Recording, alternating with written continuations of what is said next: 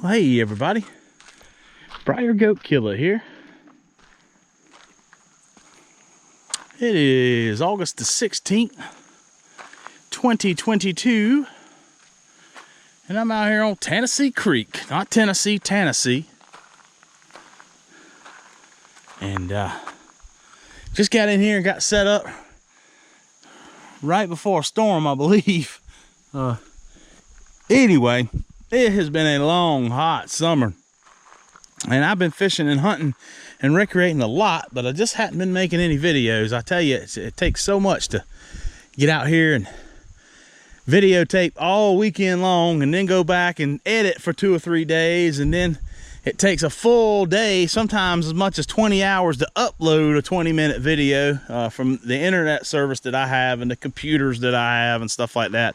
It's just not ideal, but trust me, it's been awesome. We've been tearing the fish up, and it has been hot, but it finally cooled off. So here I am for another camp out, and I got my little tent. I call that my big boat, even though it ain't a big boat, and just a very simple setup in here. I'm gonna have a cot and a sleeping bag over there, and my wand again, and my canoe pack. Got my climber right there, my Summit Viper. That's an old one. I got a bunch of them, but the place up in Bonus Defeat Wilderness up there, I deer hunt, and you know, we're inside of a month from deer season. There went a cormorant. I don't see those up here very often. Anyway, we're within a month of deer season, so I'm gonna fish this evening and chill out in this nice cool weather. And then in the morning, we're gonna get up and hike in and hang that stand in a spot where I normally hunt. Cool, stay with me, this is gonna be fun.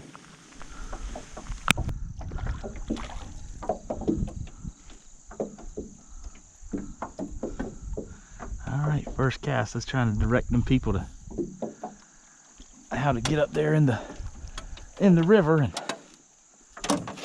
get to the waterfalls. Look back over there. This sucker was gone. Nice red breast, boy. Dark red breast on the crickets. Man, people been emailing me and texting me and messaging me on YouTube, you know, commenting on my videos, asking me. I mean, a lot of people. How I catch these brim up here. Listen, I was raised on brim fishing, so I've always been able to catch them. But the main thing is just look at the historical imagery on Google Earth, see where the big brim beds are in the sandy shoals whenever the water's down. On the historical imagery, if you get Google Earth Pro, you can go back in time and see where when the water was really low, where all your brim beds are. And that's the area where the big brim's gonna be. They're not gonna be on the bed, but they're gonna be in that general area. And you just gotta get out here in the hot summertime. You just gotta get out here and fish deep for them. There's a tree hanging out in the water. I'm fishing 10 foot deep. That's why I use a 10-foot rod, so I can fish 10 foot deep without messing with a slip bobber. I got a slip bobber rig right here, if I decide to go to a second rig. But I get on structure and I fish 6, 8, 10 foot deep. And generally when I catch one, I'll catch 2 or 3. And then I'll move on to the next piece of structure. See how deep I'm fishing there? Deep. This water's deep. We're in the mountains here. This water's 20 foot deep on that treetop right there.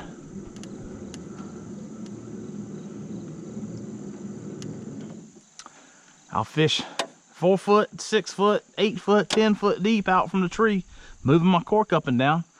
And if I've seen some on the graph where I feel like there's fish in there regardless and they're not biting, then I'll get my drop shot rig and throw it down there. That gets hung up a lot though, fishing structure, so I don't use it very often, but that's how I do it. It's pretty simple. It ain't no technique to it where I'm from. They just call it fishing.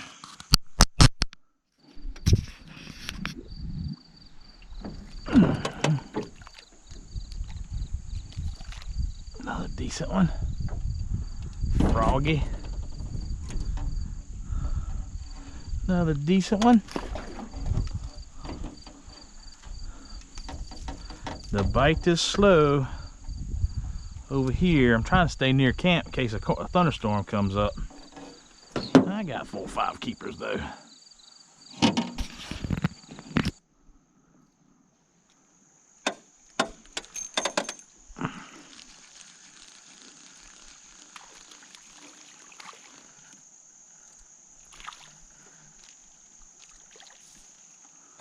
That's a pretty fish.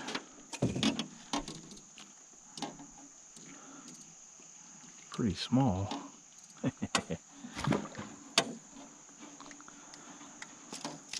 I got a few chunks in there. I'm gonna keep them until I get 15 or 20, and then I'll start throwing the little ones back, you know, culling them out as I catch a bigger one. You know, if they're alive in my basket there.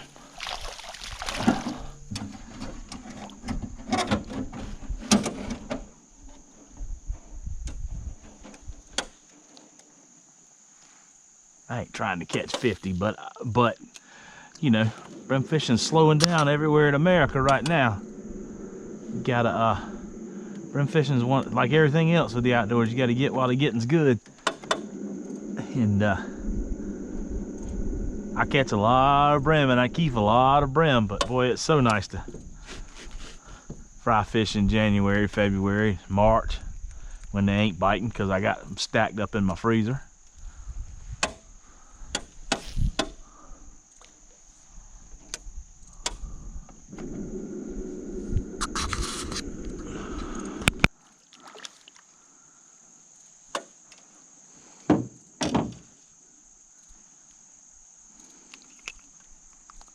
Red breast. I might get that might be a bonus cricket. Let's see if we can make this a bonus round. There's old red fin. Boy, that thing there has got one delicious fillet on him, I'll tell you that. Actually, he's got 2. I mean, that's a good eating fish right there. Dad had some deer sausages made. These are it's little summer sausages, but they pickled them like Big Mama or old school Penrose hot sausages. Anyway, they come in jars, just like the old Penrose did. You can get them in a big old jar. But I took the jar and individually vacuum packed them all and put them in the freezer. Now I take them out camping and fishing and hunting with me. They sure are tasty with a upside of old cheese and peanut butter Lance cracker.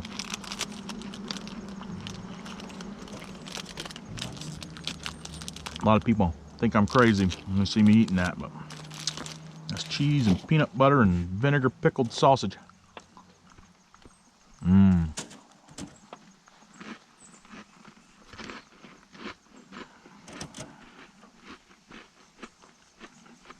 It's delicious.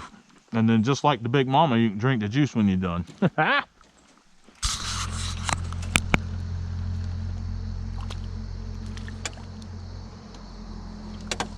Nice.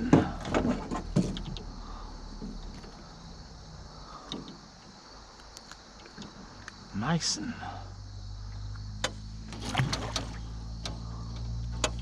Big old booby brim, red booby brim, as old Big Pencil calls them. Catching them red boobied brim. I tell you what, I love me some Big Pencil. Big Pencil, he ain't Big Pencil, he's Big Pencil.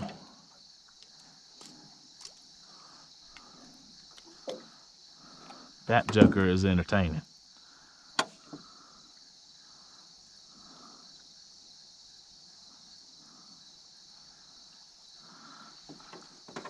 If y'all don't know, nothing about Big Pencil. You don't need to check him out. You don't need to check his YouTube channel out. Really Big Pencil is the name of his channel. He's freaking hilarious. Low country boy.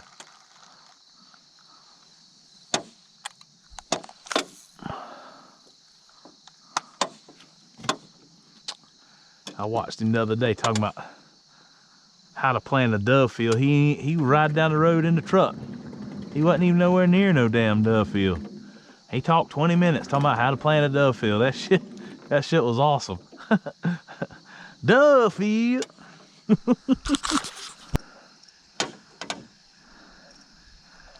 And hooked into old mountain mudfish here.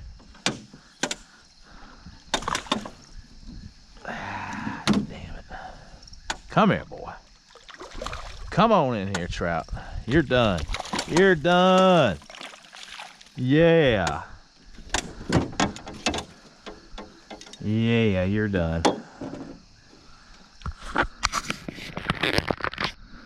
Old mountain mudfish. Hey, I'll take one.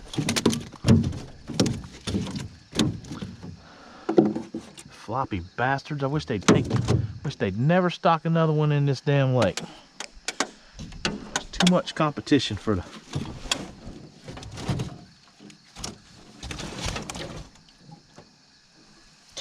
the normal fish that should be in here. I got to put me a piece of chicken wire down there or something to keep fish from getting up under that damn thing. Little rainbow. Decent little rainbow.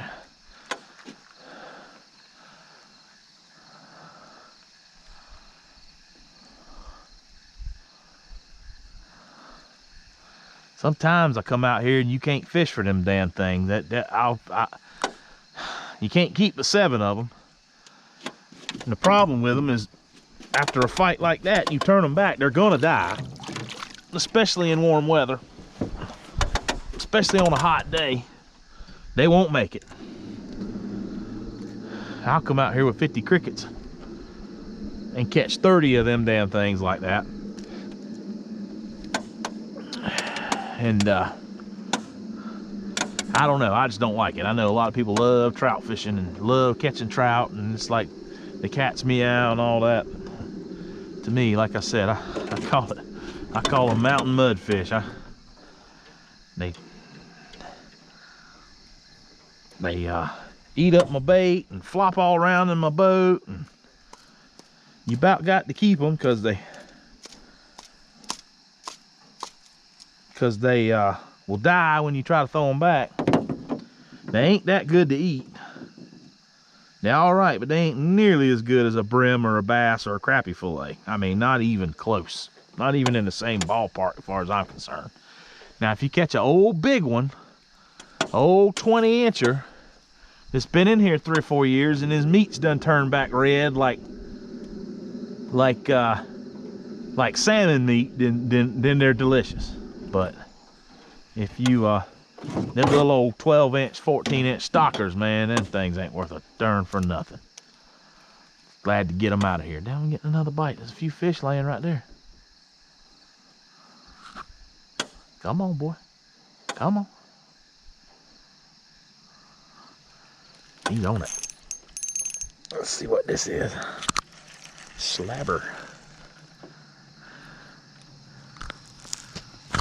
A slabber. Oh yeah, nice rooster redbreast. I'll take it.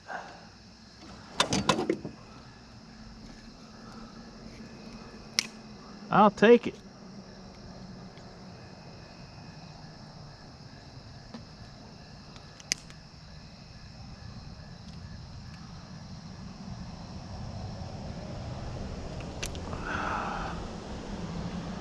I'll take it. We sure enough getting us a basket full now. And got close to dark here. Look at that. Hey, day. I'll have to clean fish for 2 hours tomorrow night. Hey, that's all right though. I'm eating them, when I'm eating them fresh fried fillets in January and February and March. I have them up there by that deer steak. Have me a little mountain surfing turf. It sure makes it worth it. Let's try that again. See if we can't get us a nuddin, as Big Pencil says. A nuddin.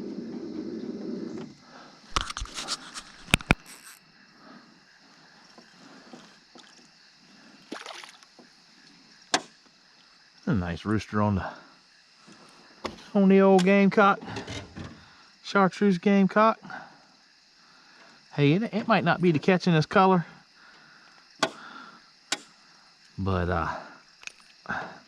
I love it. Garnet, black, and chartreuse. I don't care. I don't care if I don't catch but a few on it. I'm going to use it, by golly, because I like them colors. Let me get that thing in the basket before I lose him. He done turned my dang fish finder off. Not that I'm finding fish with it, I just like to see the depth on the water. Oh! That was fun. Let's do that again.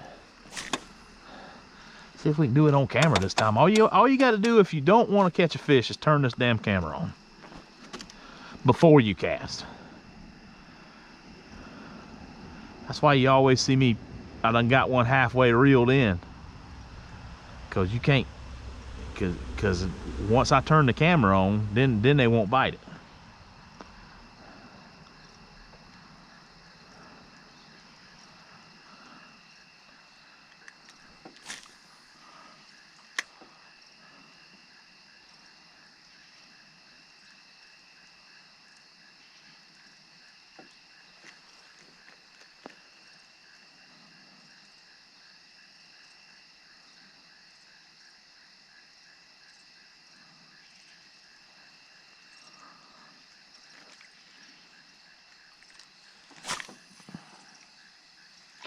Usually I catch an old mountain mudfish on this thing.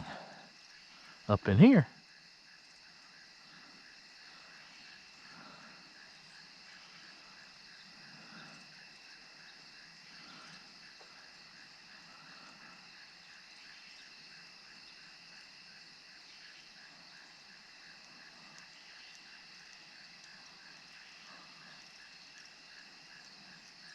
Alrighty. That's enough of that. Like I said, we losing daylight.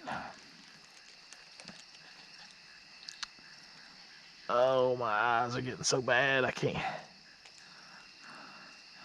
Got trifocals and still can't see.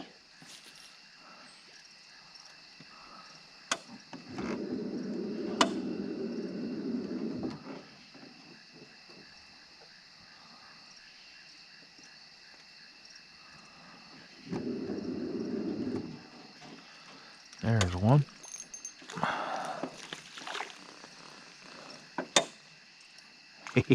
Ambitious little turd. Bluegill.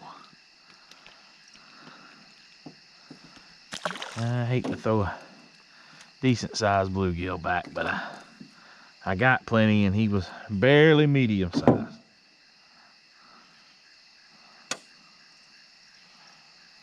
Barely medium he was.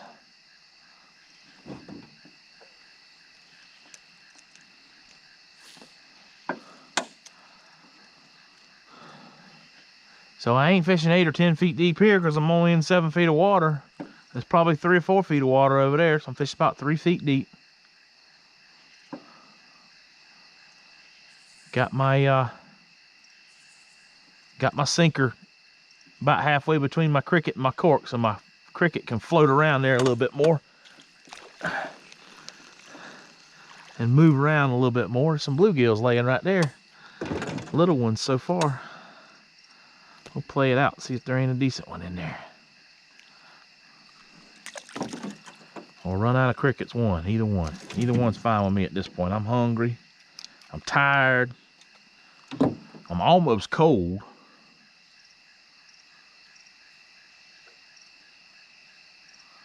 I was about to comment on how it's too cold for the skeeters to be out, but now I hear one buzzing around my head.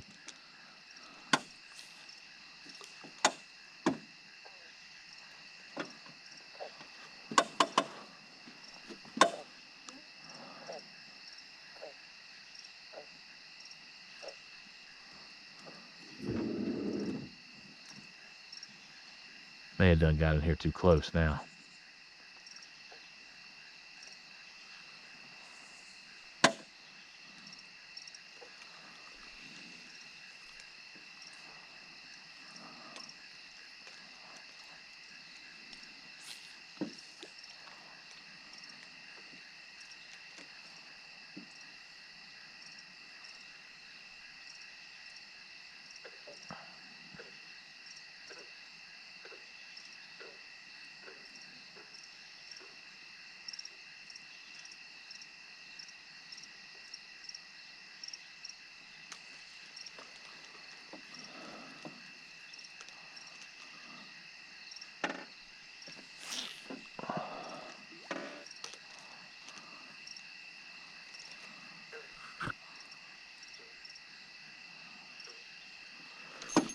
Oh, that's something nice. I don't know if I'm recording or not. That's something nice right there.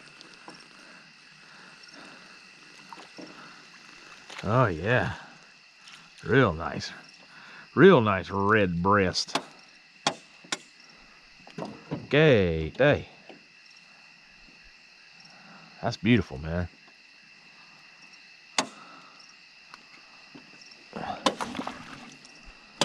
That's beautiful, man. Oh yeah, we was recording.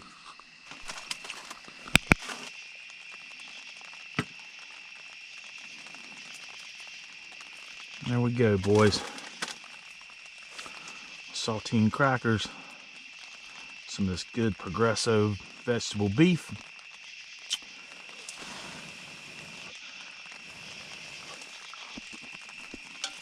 Mmm. Oh man. Hey, that'll do. I've had worse. I have had worse.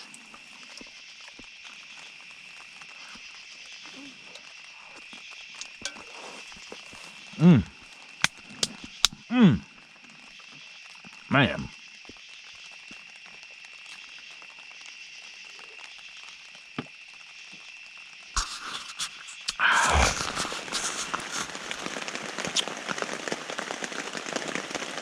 Reading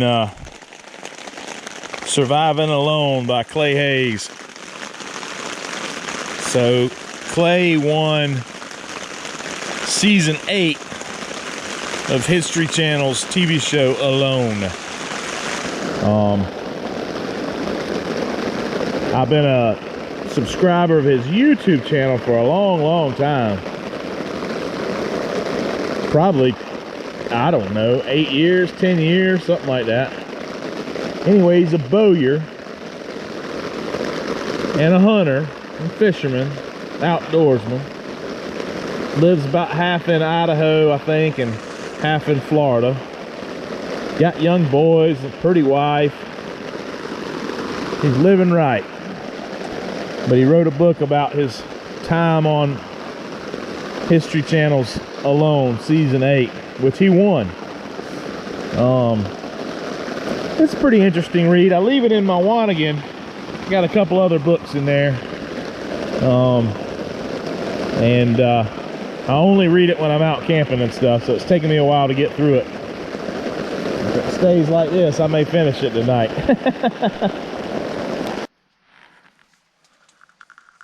All right. About 7 a.m. Lord, it was a wet night. It started raining at dark and rained half the dang night. And I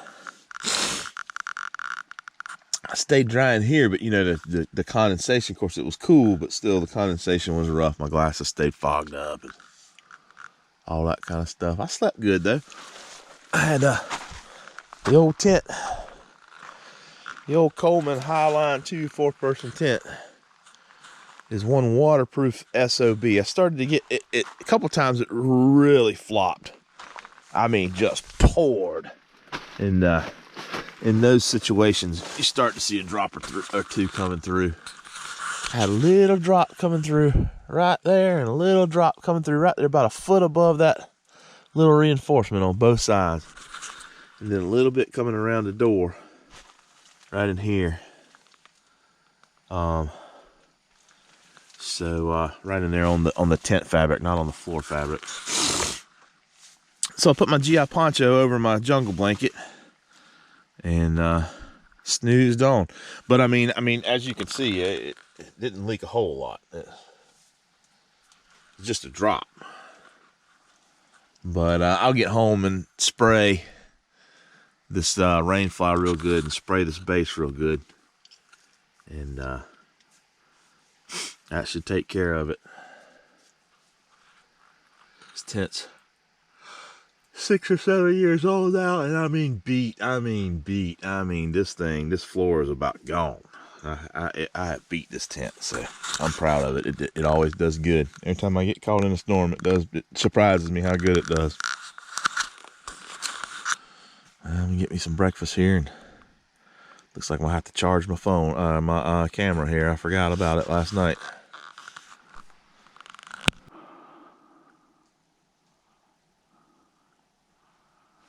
All right, a couple points here come together, and you can't see it now because we're in the height of growing season, but this thing is just beat down with deer trails.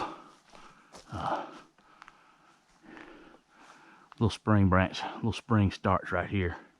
They kind of cross right at the end of it, which is very typical of mountains. Right where the laurel ends is where all the deer cross. But there's a lot of deer that comes through here. I had 7 bucks right up there in that little flat last year, or year before last, on camera. Bull in the ring for 3 days. So this is a great little gathering point. Wind typically blows that way. Big buck beds on top of the hill up there. And I can sneak up this thicket line to get here.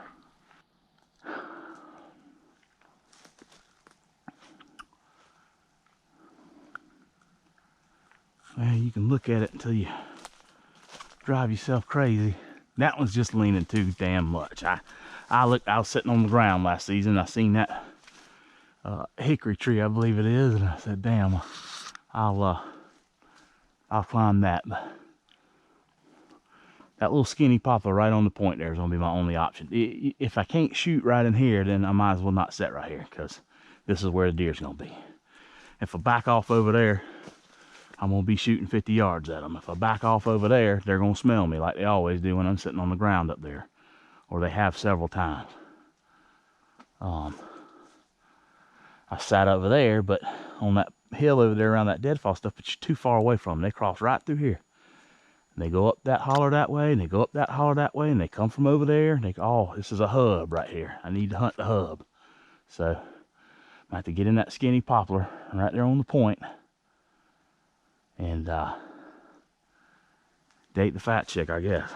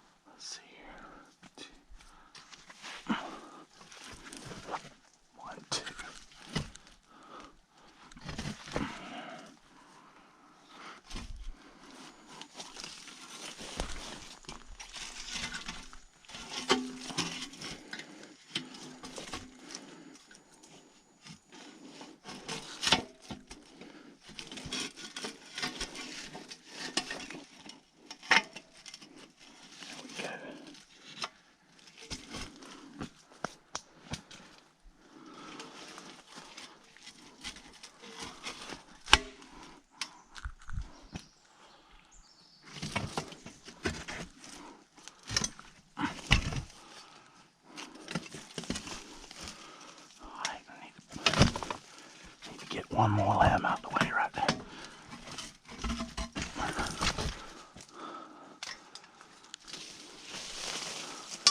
This one right here. This one right here.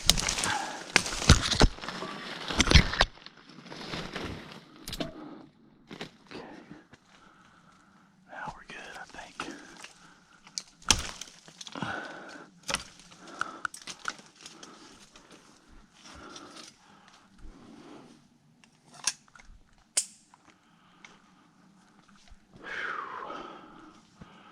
Alright, we're gonna go up a little ways and get these limbs cleared out. It's kind of leaning towards me, but past that little knot there, it's got a slight little straighter spot, and that'll put me right on top of the rhododendron anyway. I don't really want to be any higher than that, about 12, 15 feet. Anyway, let's get up here.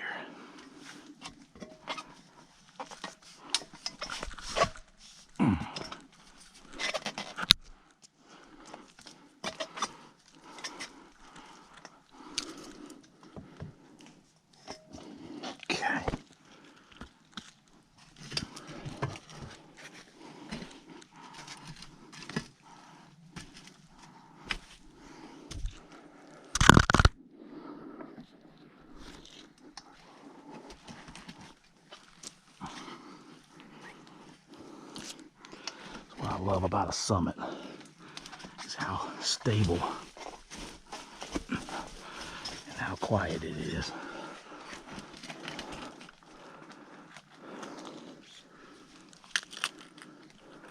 Get this phone over here before I smash it.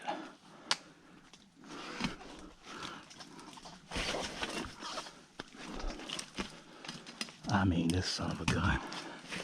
If you walking in here on a day hunt, or anywhere on a day hunt, and you are climbing a poplar tree, you can set one of these things up without making a single audible noise. I mean, you can't be up here chopping trees and stuff like that, but like I am today.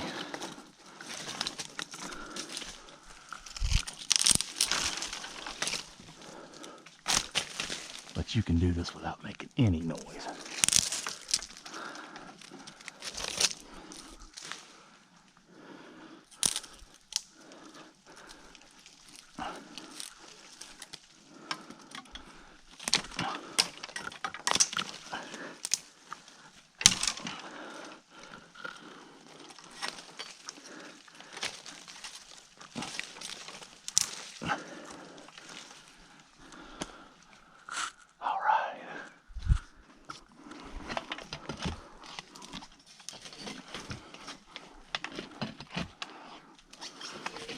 You know, without a big combat knife sheath rattling against it and stuff like that. This can be deployed completely silently. I'll be right above this knot here.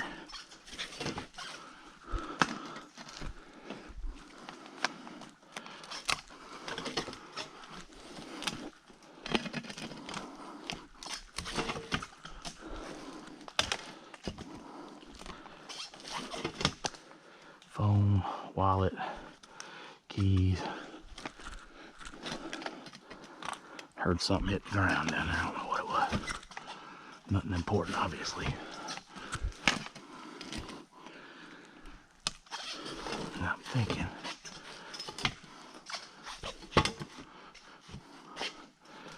right about like that. Platform's good and level. Oh, buddy. Look at there.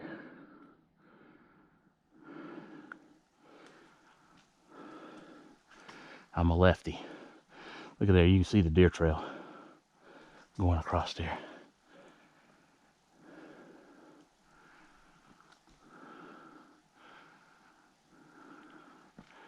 Hey, during early bow, I can get on up there in that limb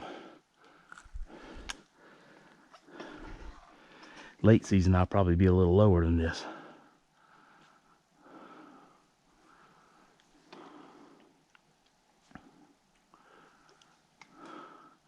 Hey, I feel like I'm sticking out right here, and I hate that, but this is the hub I have to hunt to kill those bucks that I've been seeing. If you try to hunt them on that point, if you try to hunt them over there, if you try to hunt them up on the hill, if you try to hunt them up at the top of the hill, that's just one little piece to this puzzle. Right here's the center, you know? You got the best chance of them walking by in bow range sitting right here. If I was rifle hunting, I'd sit on top of the hill up there or over yonder, you know? But I'm bow hunting. I want that son of a gun to be right under my tree. And we're gonna try to make that happen this coming season here.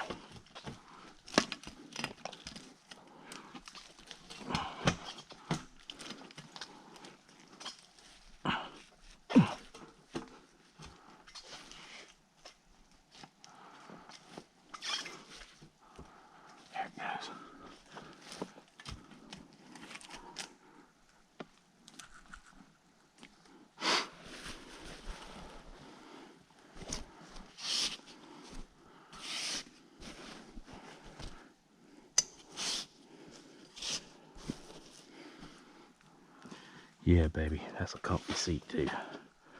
I tell you, you can't beat a Summit. I've hunted out of Old Man's and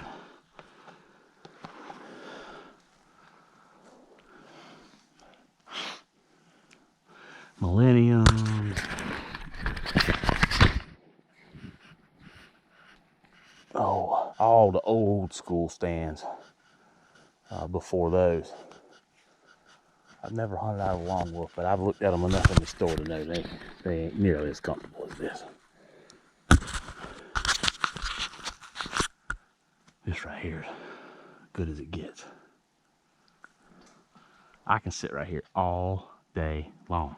Don't need to. Need to sit right here right before dark, but I can sit right here all day long.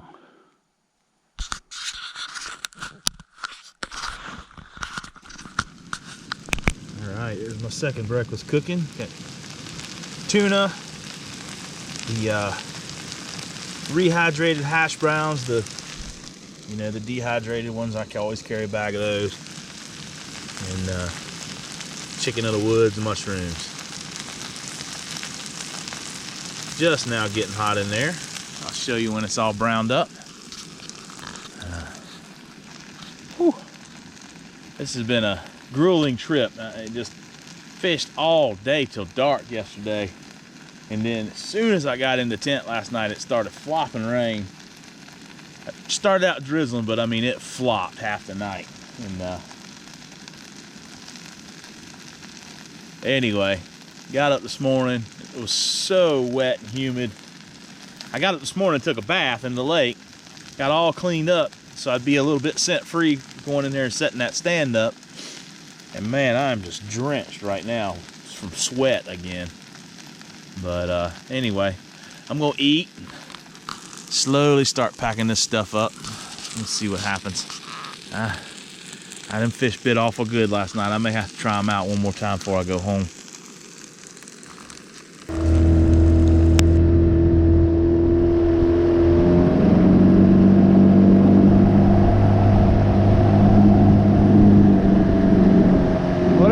All packed up. Don't take much. Anyway, that sure was an awesome adventure. I appreciate everybody watching. We'll see you on the next one. Deer season will be here before you know it.